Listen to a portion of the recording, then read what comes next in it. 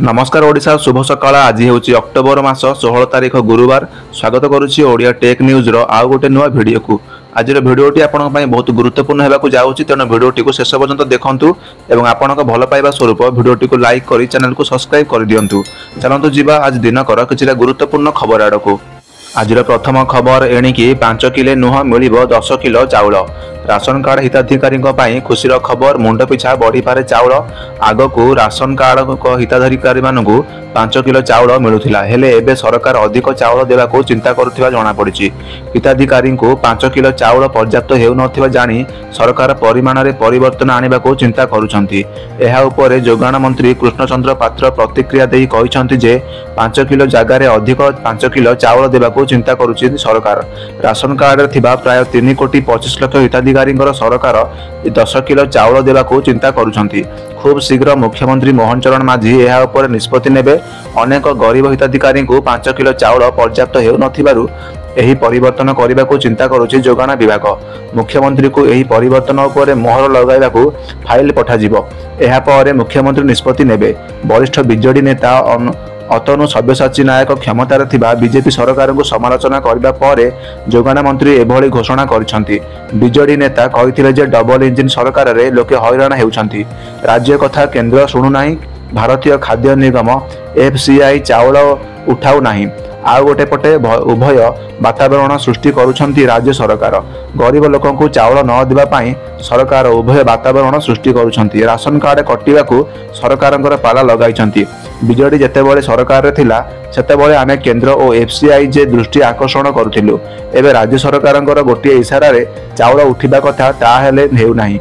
Double engine जोगु ओडिशावासी बहुत हैरानर सम्मुखीन हेउछंती। परवर्ती खबर सरकारंकर बड़ घोषणा। दीपावली रे मिलिबो मागणा गैस। दीपावली रे कोटी कोटी महिला को खुशी खबर देवे सरकार। महिला और युवती को मागणा रे गैस सिलिंडर जोगाई देवे। प्रधानमंत्री उज्ज्वला योजना अधीन रे मुख्यमंत्री योगी आदित्यनाथ बुधवार लोकभवन में आयोजित एक समारोह में मागणा एलपीजी सिलिंडर रिलीफ जोगाण आरंभ करेंगे। यह अधीन में महिला मानक मागणा एलपीजी सिलिंडर मिल। सूचना अनुसार आर्थिक दृष्टि दुर्बल परिवार को प्रति वर्ष 2टी मागणा एलपीजी सिलिंडर रिलीफ जोगाई दिज्व। यह योजना अधीन 2025-26 आर्थिक वर्ष में 2टी पर्यायर मागणा सिलिंडर रिलीफ बंटन कर।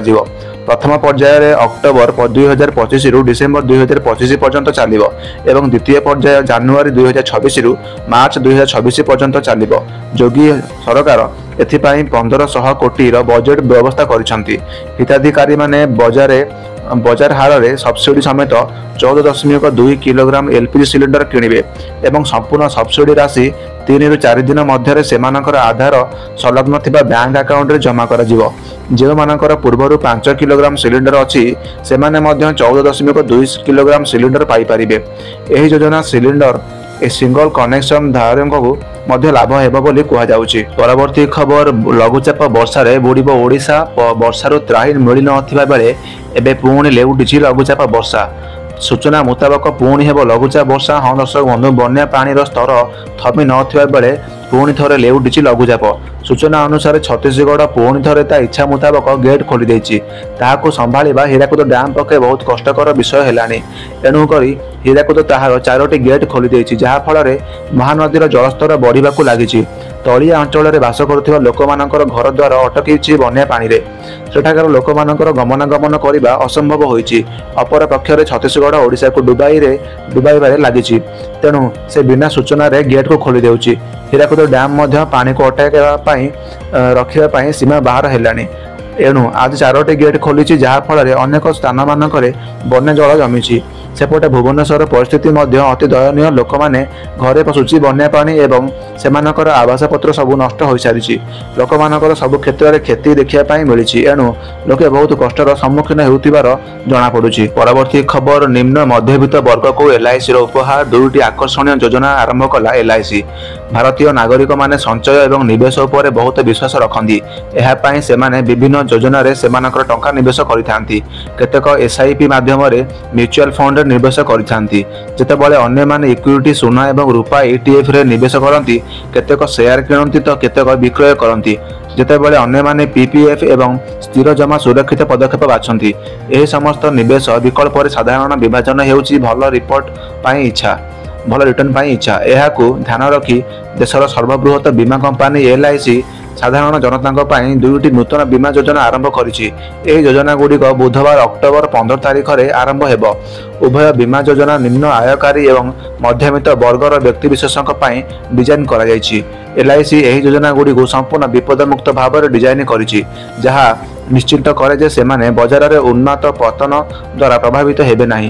LIC ଏହି ଦୁଇଟି ନୂତନ ଯୋଜନାର ନାମ LIC ଜନସୁରକ୍ଷା ଏବଂ LIC ବୀମା ଲକ୍ଷ୍ମୀ ରଖିଛି। ଏହି ଦୁଇଟି ଯୋଜନା ବିଭିନ୍ନ ଆବଶ୍ୟକତା ପୂରଣ କରିବା ପାଇଁ ଡିଜାଇନ୍ କରାଯାଇଛି। LIC ଅନୁଯାୟୀ ଏହି ଦୁଇଟି ଯୋଜନା ନିମ୍ନ ଏବଂ ମଧ୍ୟବିତ୍ତ ବର୍ଗର ବ୍ୟକ୍ତିବିଶେଷଙ୍କୁ ବହୁତ ଲାଭ ପ୍ରଦାନ କରିବ। ପରବର୍ତ୍ତୀ ଖବର ପୁଣି ଦେଖିବାକୁ ମିଳିଛି ଭୟଙ୍କର ଟ୍ରେନ୍ ଦୁର୍ଘଟଣା। ହାଜାର ଏକ୍ସପ୍ରେସରେ 10 ବଗି ଲାଇନଚ୍ୟୁତ ଘଟଣା ପଛରେ ଥିବା କାରଣ କ'ଣ? ପୋଲିସ ତାର ତଦାରଖ କରୁଛି। ସୂଚନା ମୁତାବକ ପୁଣି ଘଟିଲା ଟ୍ରେନ୍ ଦୁର୍ଘଟଣା। ଯାତ୍ରୀବାହୀ ଟ୍ରେନ୍ ହେଲା ଲାଇନଚ୍ୟୁତ ଏବଂ ଚାରିଆଡ଼େ ଶୁଭୁଛି ଖାଲି ବିକଳ ଚିତ୍କାର।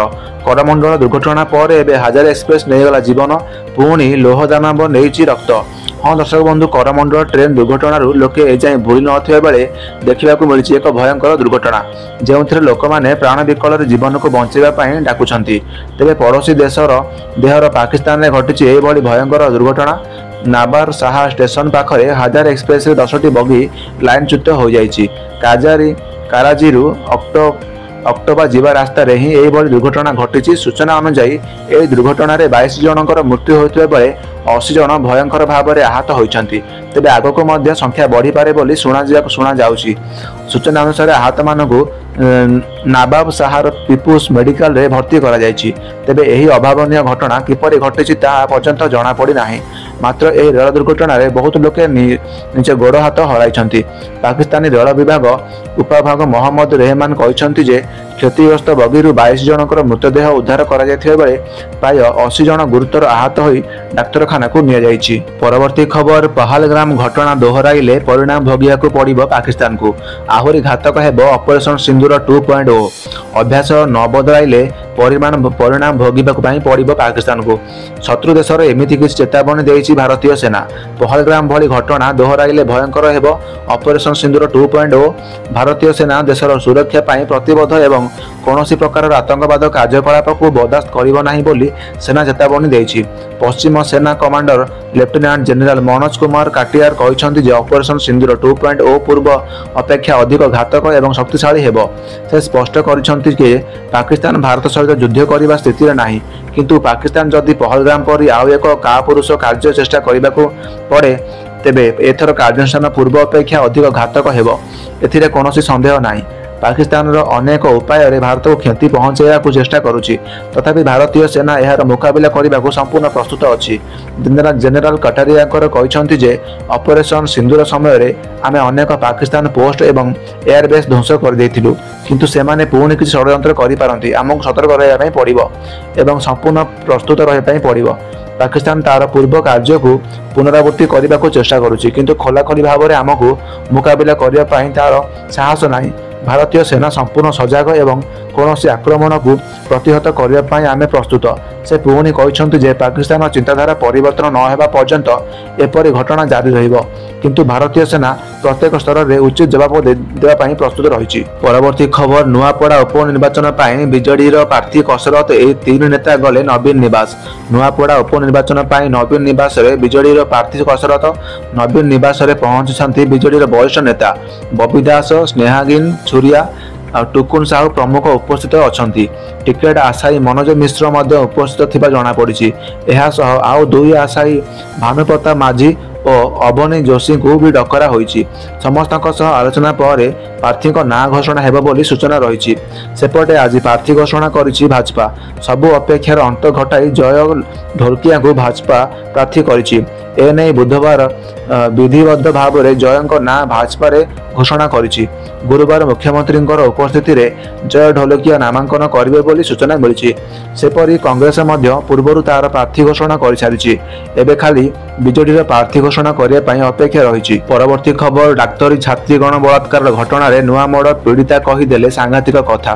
पश्चिमबंगर दुर्गापुर स्थित एक घरोई मेडिकल कॉलेज बाहर ओडिया डाक्तरी छात्री गणबलात्कार मामला मंगलवार नुआ मोड़ नहीं। पीड़ितांकर पुरुष बंधु वासिफ अली घटनार मुख्य खलनायक बोली पुलिस जानवाक पाई। मंगलवार संध्यार वासिफ को पुलिस गिरफ्त करने पुलिस कमिशनर सूचना देती।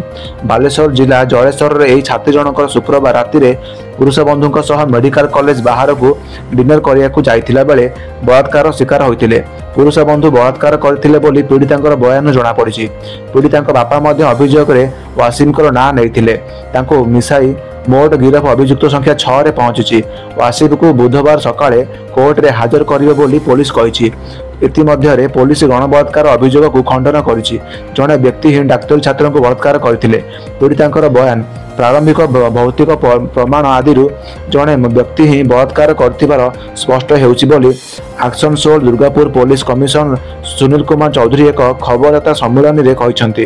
तेबे आमे समस्त गिरफ अभियुक्त को जेरा करने सबु दिग को अनुधान कर। पुरुष बंधु को गिरफ्त करा पूर्व अपराह्न पुलिस 5 अभियुक्त अपराध स्थल को नहीं क्राइम सीन रिक्रिएशन करथिला। कालीबारी श्मशान निकटवर्ती जंगल में एमबीबीएस छात्री को गणबलात्कार करा।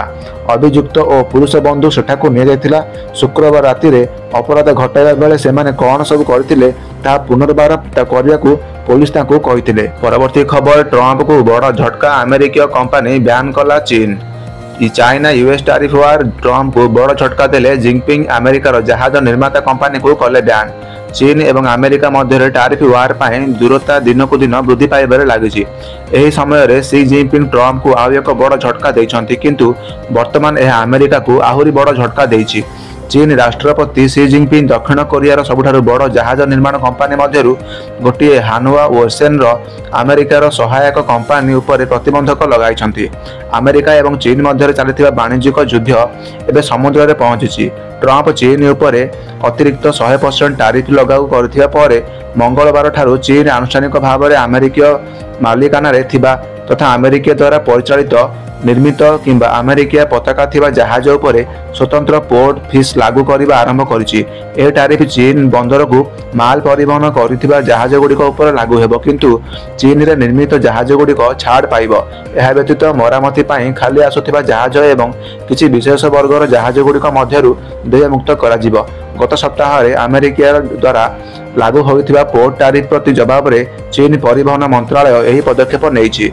अमेरिकार शुल्क चीन रो सामुद्रिक आउ लॉजिस्टिक्स एवं जहाज निर्माण क्षेत्र को दुर्बल करने उद्दिष्ट बोली कहुଯାଇଛି। परवर्ती खबर फास्टैग रे मिलिबो 1000 टंका। नेशनल हाईवे अथॉरिटी इंडिया आरंभ कला नुआ स्कीम। बास करंतु एही काम मिलिबो 1000 टंका पुरस्कार।